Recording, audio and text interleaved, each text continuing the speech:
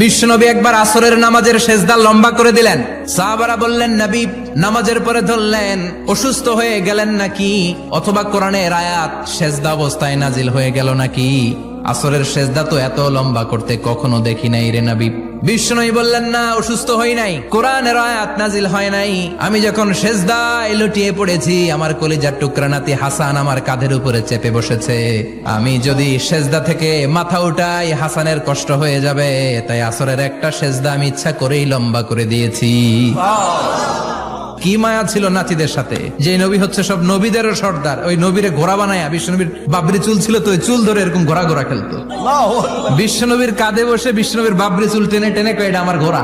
হাসান হুসাইনের গায়ের এমন কোন জায়গা নাই যে জায়গায় বিশ্বনবী চুমা দেয় নাই। আর বলতেন, রাইহানা চাইনি ফিদ দুনিয়া, হাসান আর হুসাইন হলো আমার দুনিয়ার সুগন্ধি। এজন্য ছোট বাচ্চাদেরকে মসজিদ থেকে তাড়িয়ে দেয়া যাবে, এদেরকেও নিয়ে যান।